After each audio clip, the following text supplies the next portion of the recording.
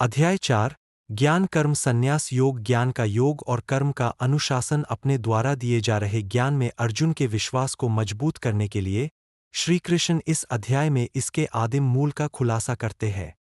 वे कहते हैं, अर्जुन, चूंकि तुम मेरे भक्त और प्रिय मित्र हो, इसलिए मैं तुम्हें योग का यह सर्वोच्च विज्ञान बता रहा हूं।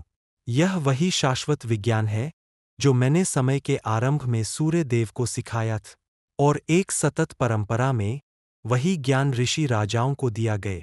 अर्जुन को आश्चर्य होता है कि इतने युगों पहले लगभग उसकी उम्र का कोई व्यक्ति कैसे अस्तित्व में आ सकता है। वह श्री कृष्ण से पूछता है कि यह कैसे संभव है कि आपने इतने वर्ष पहले सूर्यदेव और अन्य लोगों को यह ज्ञान दिए। श्री कृष्ण अर्जुन के संदेह को स्पष्ट करते हैं और अपने अवतरण के दिव्य रहस्य को प्रकट करते हैं। वे कहते हैं कि यद्यपि भगवान अजन्मा और शाश्वत है, फिर भी वे धर्म की स्थापना के लिए अपनी योगमाया शक्ति से इस धरती पर अवतरित होते हैं। उनका जन्म और कार्यकलाप दिव्य है और भौतिक दोषों से दूषित नहीं हो सकते। एक बार जब कोई भक्त इस रहस्य को जान लेता है और पूरी श्रद्धा के साथ भक्ति में लग जाता है, तो वह भगवान को प्राप्त कर लेता है और फिर इस संसार में जन्म नहीं लेता। इसके बाद श्री कृष्ण पिछले अध्याय के विषय कर्मयोग पर वापस आते हैं। वे कर्म की प्रकृति तथा उसके 3 सिद्धांतों, क्रिया, अकर्म तथा निषिद्ध कर्म, की व्याख्या करना जारी रखते हैं। वे विस्तार से बताते हैं कि कर्मयोगी सबसे अधिक कठिन कार्य करते हुए भी अकर्म की स्थिति में रहते हैं तथा ऐसे कर्मों के फलस्वरूप होने वाले कर्मों की प्रतिक्रियाओं में नहीं उलझते। यह जानते हुए भी प्राचीन ऋषिगण अपने सभी कर्म भगवान की प्रसन्नता के लिए यज्ञ के रूप में करते थे। वे सुख, दुर्हक, सफलता या असफलता से प्रभावित नहीं होते थे। वे बताते हैं कि जब यज्ञ को उचित ज्ञान तथा शुद्ध भावना के साथ समर्पित किया जाता है, तो उसका अवशेष अमृत के समान हो जाता है तथा ऐसे अमृत का पान करने से भक्त सभी अशुद्धियों से मुक्त हो जाते हैं। सबसे बड़ा पापी भी इस शाश्वत ज्ञान की नाव पर सवार होकर भौतिक दुखों के सागर को पार कर सकता है। श्री कृष्ण कहते हैं कि ऐसा ज्ञान केवल एक सच्चे आध्यात्मिक गुरु से ही प्राप्त किया जाना चाहिए, जो स्वयं ईश्वर साक्षात्कार प्राप्त कर चुका। अपने गुरु होने के नाते श्री कृष्ण अर्जुन को निर्देश देते हैं कि वह अपने हृदय में उत्पन्न सभी संदेहों को इस ज्ञान की तलवार से काट डाल। वे अर्जुन से कहते हैं कि अब उठो और एक योद्धा के रूप में अपना कर्तव्य निभा। भगवान श्री कृष्ण ने कहा, मैंने योग का यह सनातन विज्ञान सूर्यदेव विवस्वान को सिखाया, जिन्होंने इसे मनु को दिया और मनु ने इसे इक्ष्वाकु को सिखाए। हे शत्रुओं को वश में करने वाले, इस प्रकार ऋषि मुनियों ने इस योग विद्या को निरंतर परंपरा से प्राप्त किए, किंतु समय बीतने के साथ ही यह विद्या संसार से लुप्त हो गए। वही प्राचीन योग ज्ञान जो परम रहस्य है, मैं आज तुम्हारे लिए प्रकट कर रहा हूं, क्योंकि तुम मेरे मित्र भी हो और मेरे भक्त भी, जो इस दिव्य ज्ञान को समझ सकते। अर्जुन बोले, आप विवस्वान के बहुत बाद में उत्पन्न हुए थे। मैं कैसे समझूं कि आपने ही प्रारंभ में उसे यह विद्या सिखाई थी? भगवान ने कहा, हे अर्जुन, तुम्हारे और मेरे अनेक जन्म हुए हैं। हे परंतप, तुम उन्हें भूल गए हो, जबकि मुझे वे सब याद है। यद्यपि मैं अजन्मा हूँ, समस्त जीवों का स्वामी हूँ तथा अविनाशी हूँ, तथापि मैं अपनी दिव्य शक्ति योगमाया के बल पर इस संसार में प्रकट होता हूँ। हे अर्जुन, जब जब धर्म की हानि होती है और अधर्म की वृद्धि होती है, तब तब मैं पृथ्वी पर प्रकट होता हूँ। धर्मात्माओं की रक्षा करने, दुष्टों का विनाश करने तथा धर्म की पुनर्स्थापना करने के लिए युग युग में इस पृथ्वी पर अवतरित होता हूँ। हे अर्जुन, जो लोग मेरे जन्म और कर्मों के दिव्य स्वरूप को समझ लेते हैं, उन्हें शरीर छोड़ने पर पुनः जन्म नहीं लेना पड़ता, अपितु वे मेरे सनातन धाम को प्राप्त होते हैं। आसक्ति, भय और क्रोध से मुक्त होकर, पूर्णतया मुझमें लीन होकर और मेरी शरण में आकर, पूर्वकाल में बहुत से लोग मेरे ज्ञान से पवित्र हो गए और इस प्रकार मेरे दिव्य प्रेम को प्राप्त किए। हे पृथापुत्र, लोग जिस प्रकार मेरी शरण में आते हैं, मैं भी उसी प्रकार उनकी शरण में आता हूँ। हे पृथापुत्र, सभी लोग जाने अनजाने में मेरे मार्ग का अनुसरण करते करते हैं। इस संसार में भौतिक गतिविधियों में सफलता की इच्छा रखने वाले लोग स्वर्गिक देवताओं की पूजा करते हैं, क्योंकि भौतिक पुरस्कार शीघ्र प्राप्त होते हैं। मनुष्यों के गुणों और कर्मों के अनुसार चारों प्रकार के वृत्ति क्षेत्र मैंने ही बनाए हैं। यद्यपि मैं इस व्यवस्था का रचयिता हूँ, तथापि तुम मुझे अकर्ता और सनातन जान। कर्म मुझे कलंकित नहीं करते, नहीं मैं कर्म के फल की इच्छा करता हूँ। जो मुझे इस प्रकार जानता है, वह कर्मों के फल से कभी नहीं बंधता। इस सत्य को जानकर ही प्राचीन काल में मोक्ष चाहने वाले लोग भी कर्म करते थे। उन प्राचीन ऋषियों के पदचिन्हों पर चलते हुए तुम्हें भी अपना कर्तव्य करना चाहिए। कर्म क्या है और अकर्म क्या है, इसे निर्धारित करने में बुद्धिमान भी भ्रमित हो जाते हैं। अब मैं तुम्हें कर्म का रहस्य समझाता हूँ, जिसे जानकर तुम भवबंधन से मुक्त हो सकते। आपको तीनों की प्रकृति को समझना चाहिए: अनुशंसित कार्रवाई, गलत कार्रवाई और निष्क्रियता। इनके बारे में सच्चाई बहुत गहरी है और इसे समझना मुश्किल है। जो लोग अकर्म में कर्म और कर्म में अकर्म देखते हैं, वे ही मनुष्यों में सच्चे अर्थों में बुद्धिमान हैं।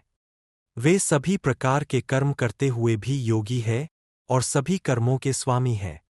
प्रबुद्ध ऋषिगण उन व्यक्तियों को बुद्धिमान कहते हैं जिनका प्रत्येक कार्य भौतिक सुखों की इच्छा से मुक्त है तथा जिन्होंने दिव्य ज्ञान की अग्नि में कर्मों की प्रतिक्रियाओं को जला दिया है। ऐसे लोग अपने कर्मों के फल की आसक्ति त्यागकर सदैव संतुष्ट रहते हैं तथा बाह्य वस्तुओं पर निर्भर नहीं रहते। वे कर्म करते हुए भी कुछ नहीं करते। अपेक्षाओं और स्वामित्व की भावना से मुक्त, मन और बुद्धि को पूर्णतः नियंत्रित करके वे अपने शरीर से कार्य करते हुए भी पाप नहीं करते। जो भी लाभ अपने आप प्राप्त हो, उससे संतुष्ट और ईर्ष्या से मुक्त होकर वे जीवन के द्वंद्वों से परे होते हैं। सफलता और असफलता में संभाव रखने के कारण वे सभी प्रकार के कार्य करते हुए भी अपने कर्मों से बंधे नहीं होते। वे भौतिक आसक्तियों के बंधन से मुक्त हो जाते हैं और उनकी बुद्धि दिव्य ज्ञान में स्थापित हो जाती है। चूंकि वे सभी कर्मों को ईश्वर को बलिदान मानकर करते हैं, इसलिए वे सभी कर्मों से मुक्त हो जाते हैं। जो लोग पूर्णतया ईश्वर चेतना में लीन है, उनके लिए आहुति ब्रह्मा है। जिस कलछी से आहुति दी जाती है, वह भी ब्रह्मा है। आहुति देने का कार्य भी ब्रह्मा है तथा यज्ञ की अग्नि भी ब्रह्मा है। ऐसे व्यक्ति जो सब कुछ को ईश्वर के रूप में देखते हैं, वे सहज ही ईश्वर को प्राप्त कर लेते हैं। कुछ योगी दिव्य देवताओं की पूजा भौतिक आहुति देकर करते हैं। अन्य लोग पूर्ण रूप से पूजा करते हैं, जो परम सत्य की अग्नि में स्वयं की आहुति देते हैं। कुछ लोग संयमरूपी यज्ञ में श्रवण तथा अन्य इंद्रियों की आहुति देते हैं तथा कुछ लोग शब्द तथा इंद्रियों के अन्य विषयों की इंद्रियरूपी अग्नि में आहुति देते हैं। कुछ लोग ज्ञान से प्रेरित होकर अपनी समस्त इंद्रियों के कार्यों तथा जीवन ऊर्जा को नियंत्रित मन की अग्नि में समर्पित कर देते हैं। कुछ लोग अपनी संपत्ति को बलि के रूप में अर्पित करते हैं, जबकि अन्य लोग कठोर तपस्या को बलि के रूप में अर्पित करते हैं। कुछ लोग योग साधना के अष्टांगिक मार्ग का अभ्यास करते हैं और फिर भी अन्य लोग कठोर व्रतों का पालन करते हुए शास्त्रों का अध्ययन करते हैं और ज्ञान की साधना करते हैं। कुछ लोग बाहर जाने वाली सांस को अंदर आने वाली सांस में और कुछ लोग अंदर आने वाली सांस को बाहर जाने वाली सांस में समर्पित कर देते हैं। कुछ लोग प्राणायाम का कठोर अभ्यास करते हैं और अंदर आने वाली और बाहर जाने वाली सांसों को रोकते हैं और पूरी तरह से प्राण ऊर्जा के नियमन में लीन हो जाते हैं। कुछ लोग अपने भोजन का सेवन कम कर देते हैं और प्राण ऊर्जा में सांस को समर्पित कर देते हैं। ये सभी यज्ञ के ज्ञाता ऐसे अनुष्ठानों के परिणामस्वरूप अपनी अशुद्धियों से शुद्ध हो जाते हैं। जो लोग यज्ञ के रहस्य को जानते हैं तथा उसमें संलग्न होकर उसके अमृत के समान शेष भाग का सेवन करते हैं, वे परम सत्य की ओर अग्रसर होते हैं। हे कुरुश्रेष्ठ, जो लोग यज्ञ नहीं करते, उन्हें इस लोक में या परलोक में कोई सुख नहीं मिलता। वेदों में इन सभी प्रकार के यज्ञों का वर्णन किया गया है। इन्हें विभिन्न प्रकार के कर्मों से उत्पन्न जान, यह ज्ञान भवबंधन की गांठों को काट देता है। हे शत्रुओं को दबाने वाले, ज्ञानपूर्वक किया गया यज्ञ किसी भी यांत्रिक भौतिक यज्ञ से श्रेष्ठ है। आखिरकार, हे पार्थ, सभी कर्मयज्ञ ज्ञान में परिणत होते हैं। किसी आध्यात्मिक गुरु के पास जाकर सत्य को जाने, उनसे श्रद्धापूर्वक पूछताछ करें और उनकी सेवा करें। ऐसा ज्ञानी संत आपको ज्ञान दे सकता है, क्योंकि उसने सत्य को देखा है। हे अर्जुन, इस मार्ग पर चलकर तथा गुरु से ज्ञान प्राप्त करके तुम फिर कभी मोह में नहीं पड़ोगे। उस ज्ञान के प्रकाश में तुम देखोगे कि सभी जीव परमात्मा के अंश मात्र है तथा मेरे ही भीतर है। यहाँ तक कि वे लोग भी, जिन्हें सबसे अधिक अनैतिक पापी माना जाता है, दिव्य ज्ञान की नाव में बैठकर इस भवसागर को पार कर सकते हैं। हे अर्जुन, जिस प्रकार प्रज्वलित अग्नि लकड़ी को भस्म कर देती है, उसी प्रकार ज्ञान की अग्नि भौतिक कार्यों से उत्पन्न सभी प्रतिक्रियाओं को भस्म कर देती है। इस संसार में ईश्वरीय ज्ञान के समान पवित्र करने वाला कुछ भी नहीं है। जिसने योग के दीर्घकालीन अभ्यास से मन की पवित्रता प्राप्त कर ली है, उसे समय आने पर हृदय में ऐसा ज्ञान प्राप्त हो जाता है।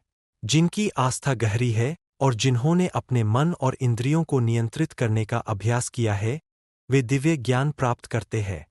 ऐसे दिव्य ज्ञान के माध्यम से वे शीघ्र ही शाश्वत परम शांति प्राप्त करते हैं। परंतु जो मनुष्य न तो श्रद्धा रखते हैं, न ज्ञान रखते हैं, तथा जो संशयी स्वभाव के होते हैं, वे पतन को प्राप्त होते हैं। संशयी आत्माओं के लिए न तो इस लोक में और न ही परलोक में कोई सुख है। हे अर्जुन, जिन्होंने योगाग्नि में तपकर कर्मों का त्याग कर दिया है, जिनके संशय ज्ञान द्वारा नष्ट हो गए हैं, तथा जो आत्मज्ञान में स्थित है, उनको कर्म नहीं बांधते। इसलिए ज्ञान की तलवार से अपने हृदय में उठे हुए संशय को काट डालो। हे भारतवंशी, कर्मयोग में स्थित हो जा। उठो, खड़े हो जाओ और कार्य करो।